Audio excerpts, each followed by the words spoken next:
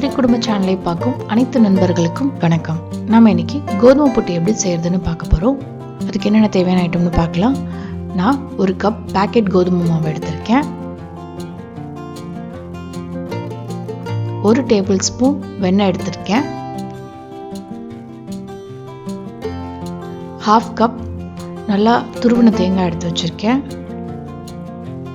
1 pinch ஏலக்காய் எடுத்திருக்கேன்.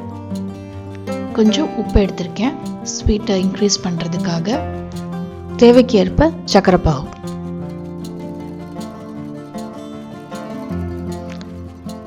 நம்ம இப்போ புட்டு செய்ய ஆரம்பிக்கலாம். 1 கப் கோதுமை மாவு எடுத்திருக்கேன். ஸோ கோதுமை மாவு வந்து சட்டியில் போட்டு நல்லா வறுக்க போகிறேன். சிம்மில் வச்சுக்கோங்க. மாவோட கலர் வந்து மாறக்கூடாது. நல்லா சிம்மில் வச்சு நல்லா வறுத்துக்கிட்டே இருங்க. கொஞ்ச நேரத்தில் வந்து உங்களுக்கு அந்த கோதுமையோட ஸ்மெல் வர ஆரம்பிக்கும். மாவும் வந்து பார்த்திங்கன்னா மணல் மாதிரி நல்லா சாஃப்டாக ஆகிடும். நீங்கள் வறுக்க கொஞ்சம் லேஸாக இருக்கும்.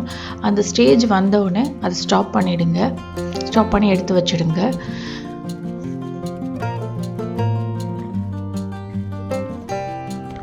நம்மளுக்கு இப்போ புட்டு செய்கிறதுக்கு மாவு ரெடி ஆகிடுச்சு. ஸோ இதை தனியாக வேறு கண்டெய்னரில் மாற்றிடுவோம். ஸோ அதுக்கு தேவையான தண்ணியை வந்து நல்லா கொதிக்க வச்சுடுவோம். ஸோ தண்ணி நல்லா கொதிக்கட்டும். நல்லா பபிள் ஸ்டேட் வரணும். புட்டு சாஃப்டாக இருக்கணும்னு நினச்சிங்கன்னா நல்லா தண்ணியை கொதிக்க வைங்க. அதோட வெண்ணெயோ நல்லெண்ணெயோ எதையோ சேர்த்து பிசைங்க. அப்போ தான் உங்களுக்கு புட்டு வந்து சாஃப்டாகவும் இருக்கும். சாப்பிடும்போது தொண்டை பிடிக்காது. ஸோ தண்ணி நல்லா கொதிச்சிருச்சு. இப்போ புட்டு மாவை பிசைஞ்சிக்கலாம். அதுக்கு தேவையான உப்பு போட்டுக்கிறேன். கொஞ்சம் மாவுக்கு தேவையான உப்பு போட்டுட்டேன். ஸோ கொஞ்சம் கொஞ்சமாக நான் தண்ணியை ஊற்றி கிண்டி விட்டுட்டே இருக்கிறேன். போதும். ஃபஸ்ட்டு நான் நல்லா எல்லா மாவும் ஸ்ப்ரெட் ஆகுற மாதிரி கிண்டி விட்டுக்கிறேன்.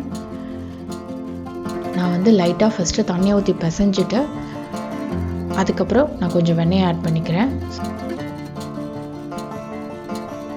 பட்டரை ஆட் பண்ணி நல்லா பிசைஞ்சு விடுங்க. மாவெல்லாம் ஸ்ப்ரெட் ஆகுற மாதிரி. அப்போ தான் வந்து சாஃப்டாக இருக்கும்.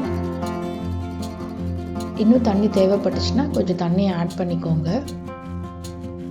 ஸோ நம்ம புட்டோட பதம்னு பார்த்திங்கன்னா அந்த மாவை எடுத்து பிடிக்கும்போது கொல்கட்டை மாதிரி வரணும். உதிர்த்து விட்டால் ஈரமான மணல் மாதிரி இருக்கணும். அதுதான் அந்த புட்டோட கரெக்டான ஸ்டேஜு. ஸோ நம்மளுக்கு வந்து மாவு ரெடி ஆகிடுச்சு. நம்ம வந்து இட்லி பாத்திரத்தில் வந்து புட்டு வச்சிடலாம். ஸோ இட்லி சட்டி தண்ணியும் கொதிச்சிருச்சு. ஸோ நான் புட்டை வச்சு எடுத்துடுறேன். ஒரு 15 நிமிஷம் கழித்து புட்டு வேகிறதுக்கு வந்து 10 நிமிஷம் ஆகும். ஸோ 10 நிமிஷம் கழித்து நம்ம புட்டை பார்க்கலாம்.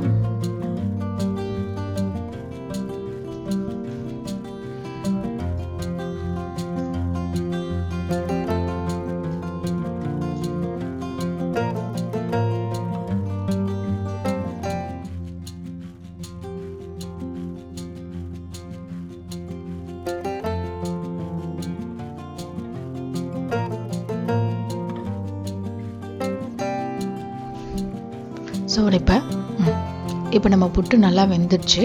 புட்டு வெந்துடுச்சான்னு எப்படி செக் பண்ணலான்னு பார்த்தீங்கன்னா அதுலேருந்து கொஞ்சோண்டு மாவு எடுத்து 2 விரலில் வச்சு சுற்றி பார்த்திங்கன்னா நல்லா சுருண்டு வரும். அப்படி சுருண்டு வந்துச்சுன்னா புட்டு வெந்துடுச்சுன்னு அர்த்தம். நம்ம புட்டு வெந்துடுச்சு. ஸோ இதை நம்ம ஒரு கிளாஸ் பவுலில் மாற்றிடலாம்.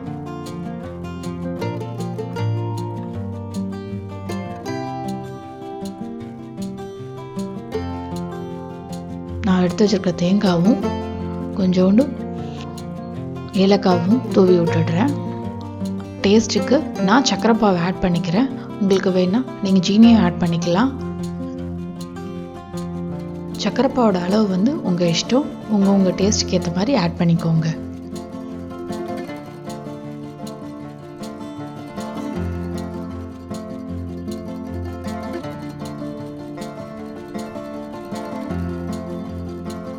அவ்வளோதான். நம்ம புட்டு வந்து இப்போ சாப்பிட்றதுக்கு ரெடி ஆகிடுச்சு. ஸோ நீங்களும் இதே மாதிரி புட்டை செஞ்சு பார்த்துட்டு உங்கள் ஃபீட்பேக்ஸை வந்து எனக்கு கமெண்ட் பண்ணுங்கள். இன்னும் இதே மாதிரி ஹெல்த்தியான ரெசிபி தெரிஞ்சுக்க எங்கள் சேனலை சப்ஸ்கிரைப் பண்ணுங்கள். தேங்க்யூ.